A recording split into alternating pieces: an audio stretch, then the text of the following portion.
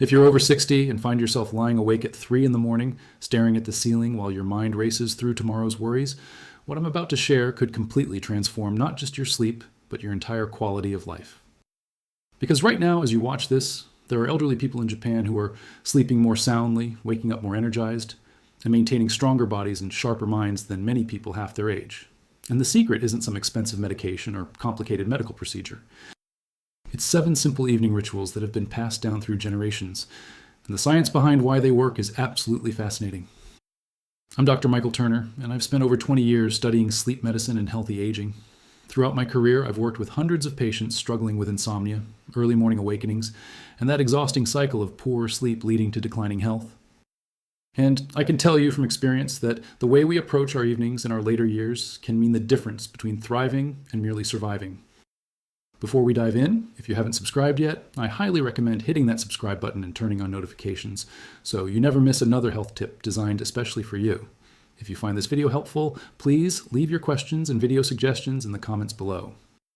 I read every single one, and it helps me create more content to help people like you live healthier, longer lives. Now, let me start by sharing something that might surprise you. In Japan, people over 65 have some of the highest life expectancy rates in the world, and studies consistently show they report better sleep quality than their counterparts in Western countries. This isn't just about genetics, it's about lifestyle, specifically about the intentional rituals they practice every single evening. And today, I'm going to break down exactly what these rituals are, why they work from a medical standpoint, and how you can implement them starting tonight. Let me tell you about Senora Maria Helena, a 72-year-old retired teacher from Curitiba who came to my clinic about 3 years ago. She was exhausted, frustrated, and desperate. For almost 5 years, she had been surviving on maybe 4 hours of broken sleep each night. She would go to bed around 10, lie there for an hour or more, trying to fall asleep, finally drift off around midnight, then wake up at 2, 3, and 4 in the morning. By the time her alarm went off at 6, she felt like she hadn't slept at all. Her daughter told me Maria Helena had always been such a vibrant, active woman, involved in her church, volunteering at the local library, taking care of her grandchildren. But the chronic sleep deprivation had changed her. She became irritable, her memory started slipping. She stopped going out with friends because she was too tired. She told me, tears in her eyes, that she felt like she was losing herself. The worst part? Her doctor had put her on sleeping pills, which helped initially, but eventually stopped working and left her feeling groggy and disconnected during the day. After reviewing her case, I introduced her to these Japanese sleep rituals, adapting them to her Brazilian lifestyle. Within 2 months, Maria Helena was sleeping 6 to 7 hours straight most nights. Within 6 months, she told me she felt like herself again. She was back at the library, playing with her grandchildren, and she even started taking Japanese language classes at the community center, inspired by the practices that had given her life back. Her daughter sent me a message last month saying her mother just celebrated her 75th birthday by hiking to the top of Moro Doan Hangava. That's the power of proper sleep in our later years. So what's the first ritual? It's something the Japanese call Joimata Shigen, or Kimata Jikan, which means fixed time. Here's what most people don't understand about sleep as we age. Our circadian rhythm, that internal biological clock that regulates our sleep-wake cycle, becomes more fragile after 60. When we were younger, our bodies could handle irregular sleep schedules, staying up late on weekends, sleeping in, taking long naps. But after 60, our circadian rhythm needs consistency, like a plant needs regular watering. The Japanese elders I've studied go to bed at the same time every single night, within a 15-minute window, even on weekends. And they wake up at the same time every morning, no matter how well they slept. The science behind this is remarkable. Our brains produce melatonin, the sleep hormone, based on environmental cues and routine. And when you go to bed at different times, you're essentially confusing your brain about when it should start producing melatonin. It's like trying to catch a train that arrives at a different time every day. You'll miss it more often than you catch it. But when you maintain a consistent schedule, your brain learns the pattern. About 2 hours before your regular bedtime, it starts naturally increasing melatonin production. Your body temperature begins to drop slightly, your alertness decreases. Everything aligns to prepare you for sleep. Let me share the story of Senor Paulo Roberto, a 68-year-old engineer from São Paulo who spent 40 years working irregular shifts at a manufacturing plant. After retirement, he thought he could finally sleep whenever he wanted. Freedom, right? Wrong. He came to me complaining that retirement had actually made his sleep worse. Some nights, he'd stay up until 2 in the morning watching television, sleep until noon, then wonder why he couldn't fall asleep the next night at a reasonable hour. He was caught in what we call social jet lag, constantly fighting his own biology. His wife mentioned that he'd become moody and forgetful, and she was worried about early dementia. I explained to Paulo Roberto that his brain needed structure, not freedom from structure. We set a bedtime of 10:30 and a wake time of 6:30 every single day. No exceptions for the first month. He resisted at first, said it felt like he was back to working shifts. But I asked him to trust the process. Within 3 weeks, something magical happened. He told me he started feeling sleepy naturally around 10 o'clock. By week 4, he was waking up a few minutes before his alarm, feeling refreshed. His wife reported that he seemed sharper, happier, more like his old self. Paulo Roberto now swears by his schedule. He tells everyone at his retirement community that consistency is the secret to good sleep. If you're still watching and finding this information valuable, comment "sleep better" below to show me you're with me on this journey to better rest. The second ritual is one that might seem counterintuitive at first, but the science is absolutely solid. The Japanese practice what they call Ryu or Nyoku, a ritual evening bath, but with very specific timing and temperature. They take a hot bath or shower approximately 90 minutes before bedtime, and here's where it gets interesting from a medical perspective. The key isn't the heat itself, it's what happens after you get out of the bath. Your core body temperature needs to drop for you to fall asleep. That's a fundamental physiological requirement. When you immerse yourself in hot water, your body temperature rises. But here's the clever part. When you get out of that bath, your body works to cool itself down, and this cooling process actually drops your core temperature below what it was before the bath. It's called thermoregulatory cooling, and it triggers your brain to release more melatonin and initiate the sleep process. Japanese elders have been doing this for centuries without knowing the scientific mechanism, but now we understand exactly why it works so well. Senora Conceição, a 74-year-old seamstress from Belo Horizonte, had struggled with sleep-onset insomnia for years. She could fall asleep eventually, but it would take her an hour and a half or more of lying in bed, mind racing, body tense. She tried everything: herbal teas, meditation apps, counting backwards from 1,000. Nothing worked consistently. Her husband had passed away 2 years earlier, and her children lived in other cities, so she spent many lonely evenings in her small apartment, dreading the nightly battle with sleeplessness. When I suggested the evening bath ritual, she was skeptical. She told me she'd always showered in the mornings, had done so for 50 years. Why would changing that suddenly fix her sleep? But she agreed to try. I had her set an alarm for 9 o'clock, exactly 90 minutes before her target bedtime of 10:30. Every evening at 9, she would draw a warm bath, add some lavender oil, and soak for 15 to 20 minutes while listening to soft music. Then she'd get out, pat herself dry, and let her body naturally cool down while she did some light reading or gentle stretching. The results were remarkable.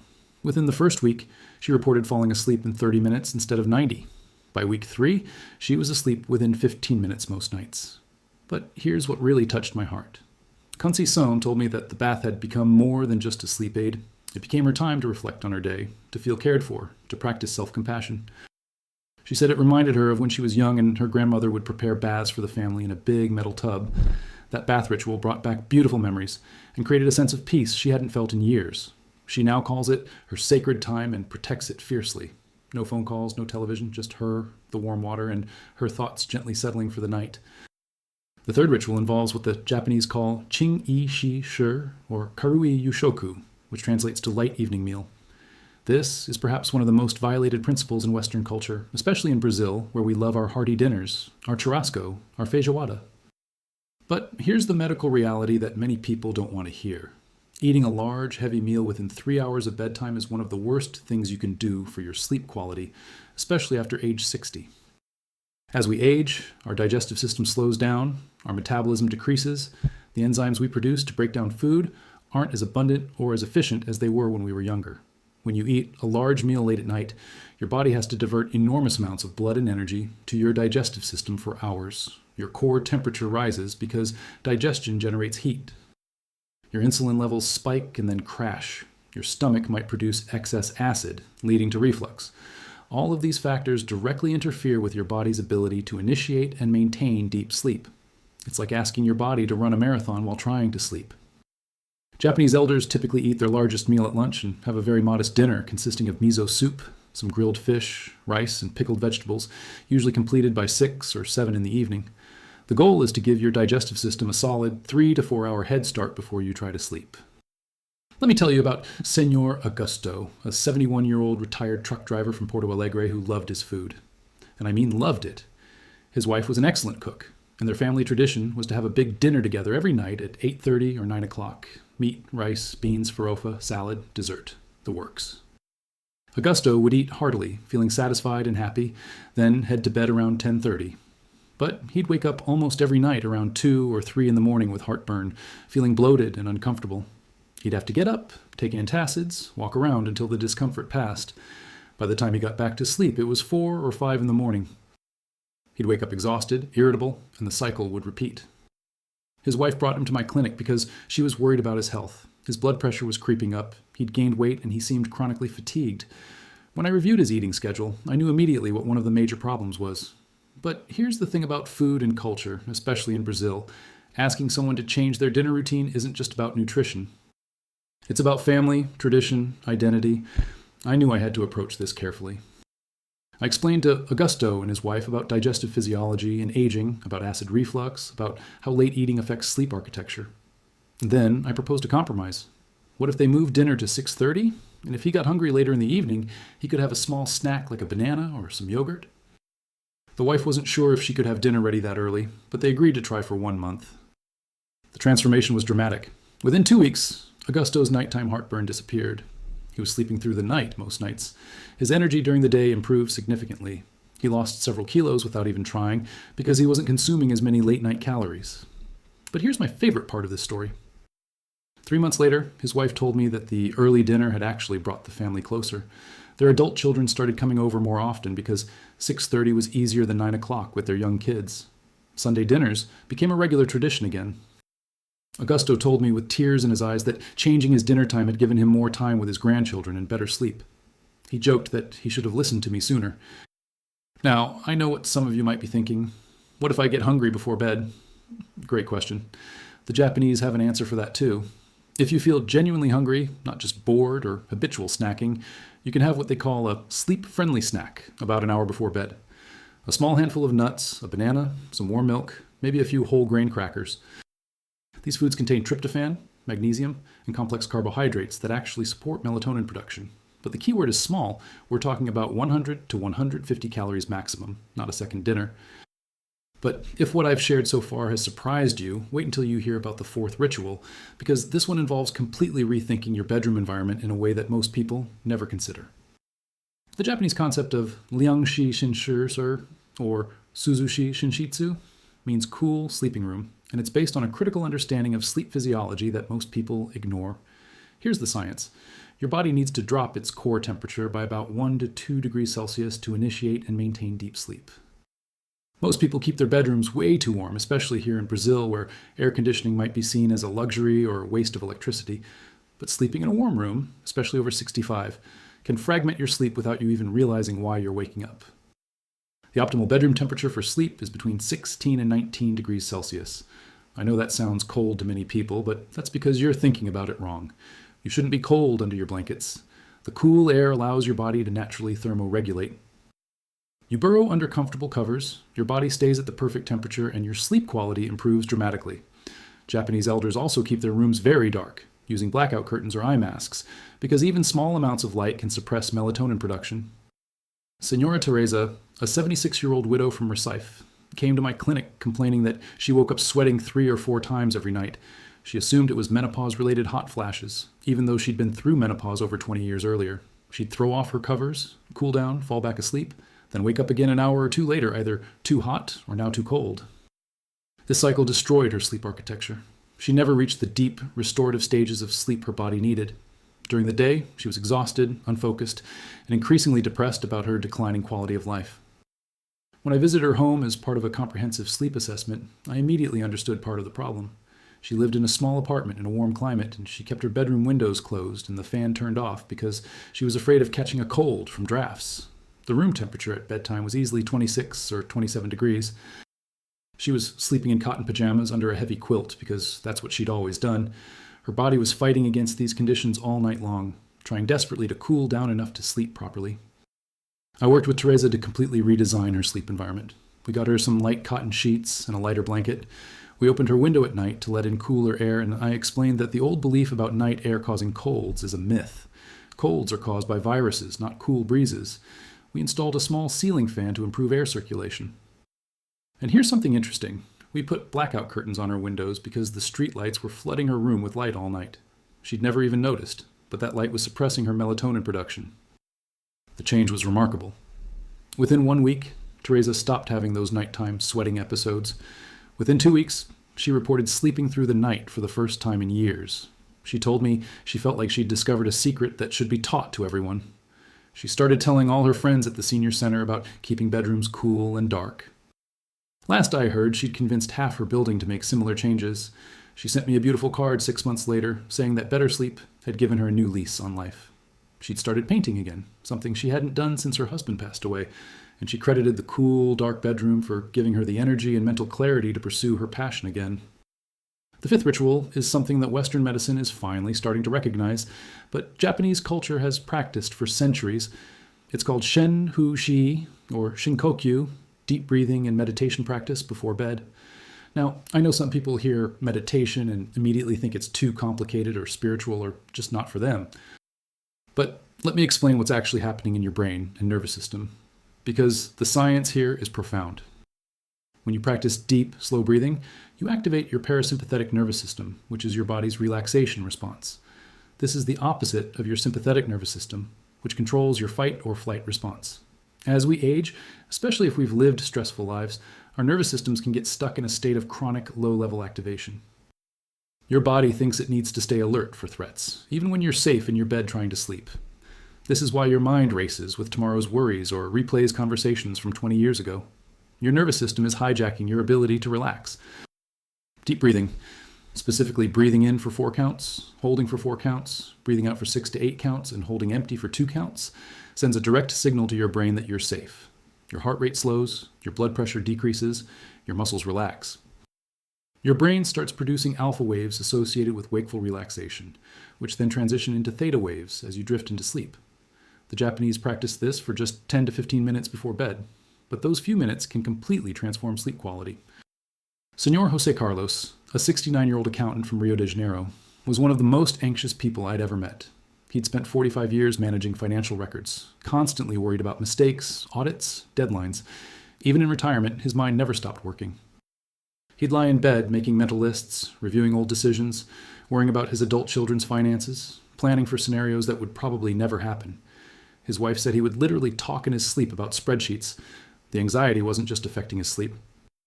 His doctor had him on medication for high blood pressure and had warned him about increased stroke risk if he didn't find a way to manage his stress. When I introduced Jose Carlos to the breathing practice, he was extremely skeptical. He told me he wasn't a meditation type of person, whatever that means.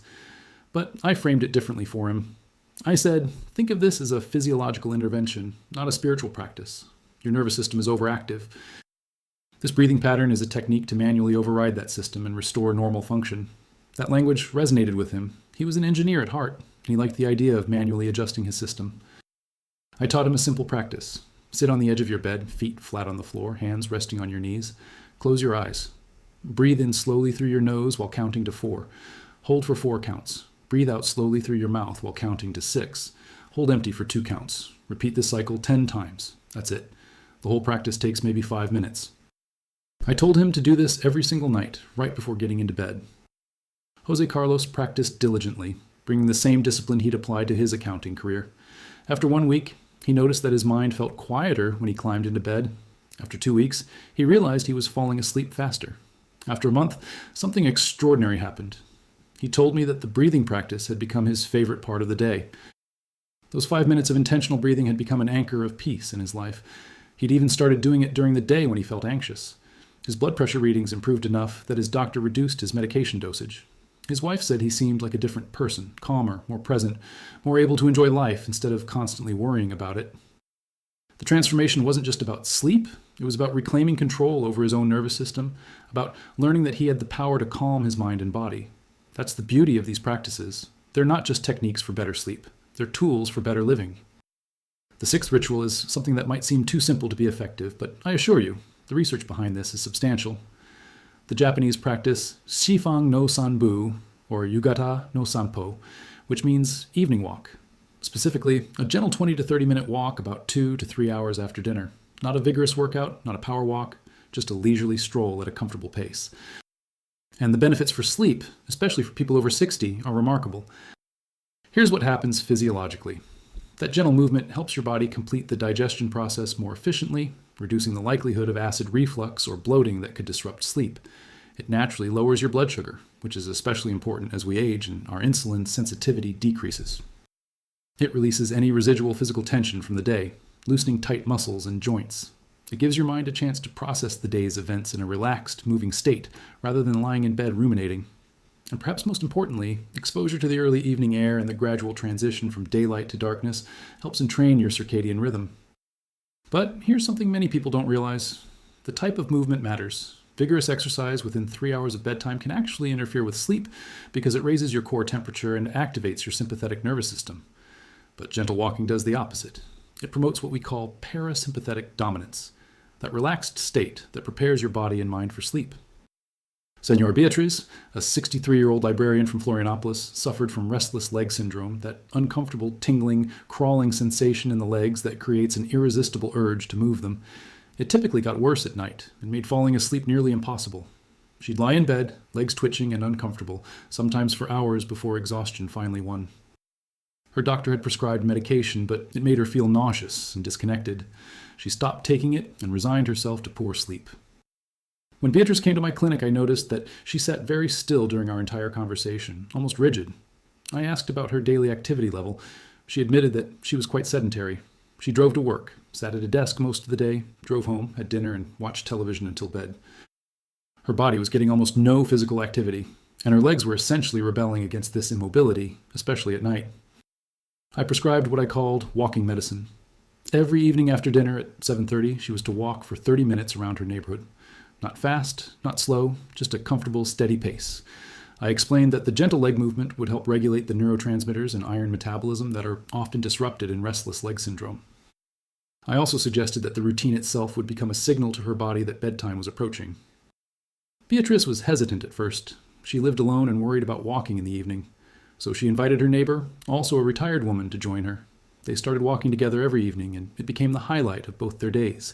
They'd chat about books, share neighborhood gossip, solve the world's problems. And something wonderful happened. Within 2 weeks, Beatrice noticed her restless leg symptoms decreasing significantly. Within a month, most nights she had no symptoms at all. The combination of gentle movement, social connection, fresh air, and routine had addressed multiple factors affecting her sleep. But the story gets even better. Beatrice told me that the evening walks had enriched her life in ways she never expected. She'd lived in her neighborhood for 15 years, but had never really known her neighbors. Now she knew everyone. She'd discovered little parks and gardens she'd never noticed. She'd lost some weight without even trying. Her mood had improved dramatically. The restless legs had been just one symptom of a more systemic problem, physical stagnation. The walks had awakened her entire system. When I saw her for a follow-up 6 months later, she looked 10 years younger. She was energetic, engaged, sleeping well, and deeply grateful for such a simple intervention. If you're still watching and finding these Japanese sleep rituals valuable, please hit that like button to help this video reach more people who need better sleep.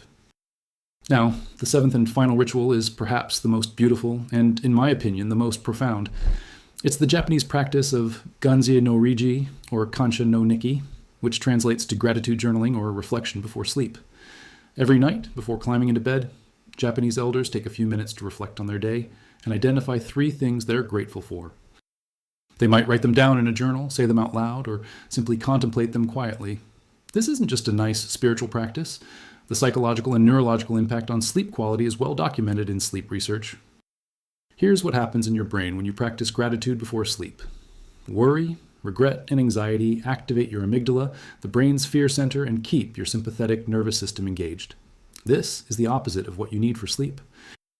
But when you intentionally shift your mental focus to gratitude, appreciation, and positive reflection, you activate your prefrontal cortex and release neurotransmitters like serotonin and dopamine.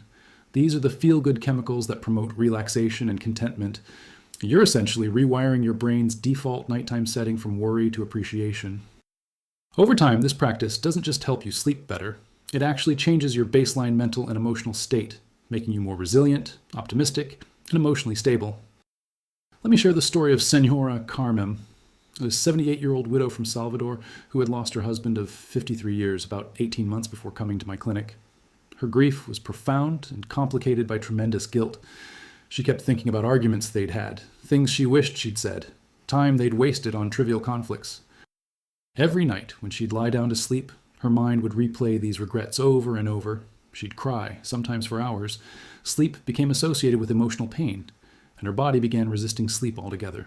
She was averaging maybe 3 to 4 hours per night, and the sleep deprivation was compounding her depression.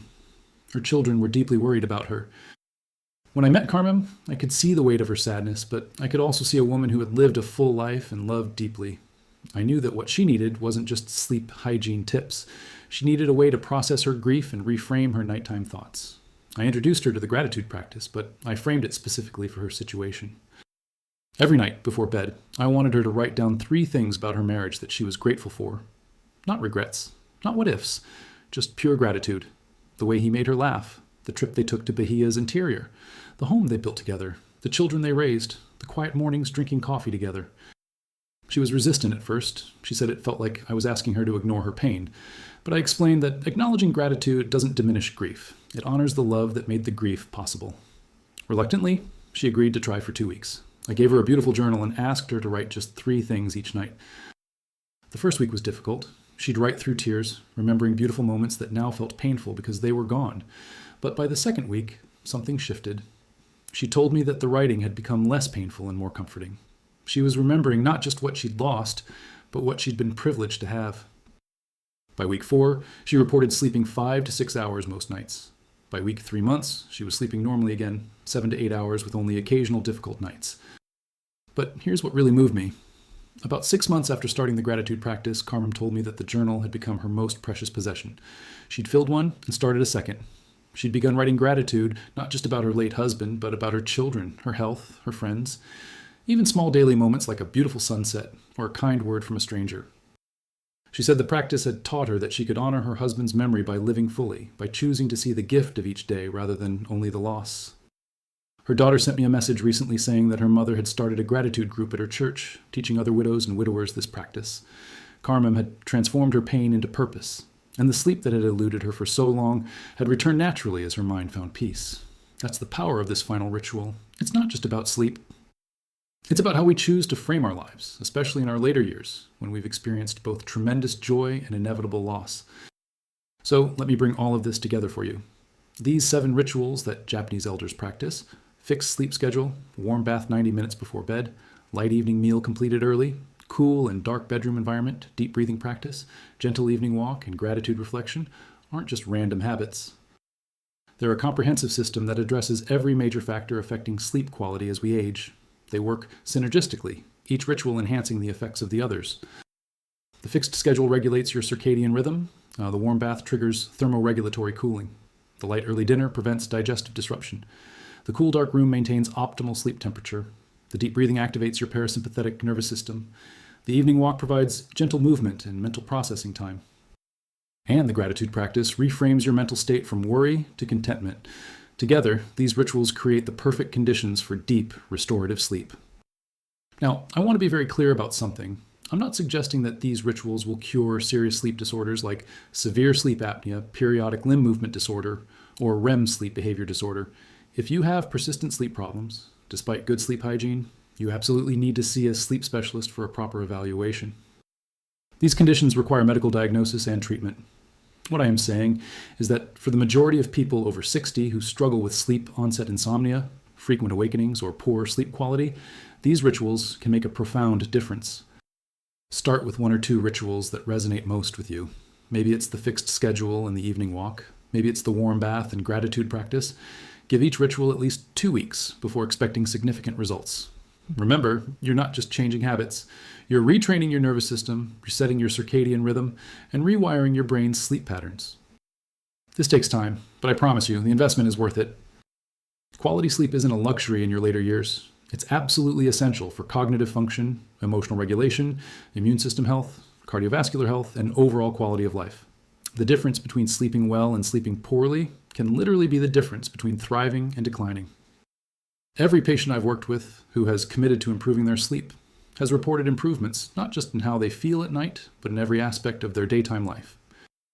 Their energy increases, their mood stabilizes, their memory sharpens, their relationships improve because they're not irritable and exhausted.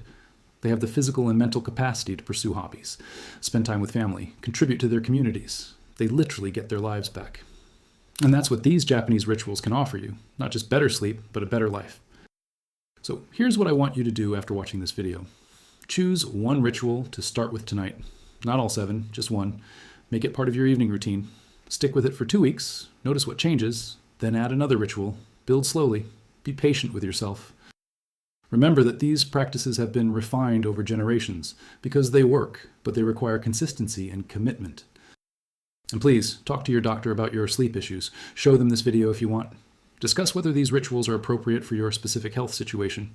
If you're on medications that affect sleep, your doctor needs to know what lifestyle changes you're making. Sleep health should be a partnership between you and your healthcare provider, not something you struggle with alone. Before we end, I want to hear from you.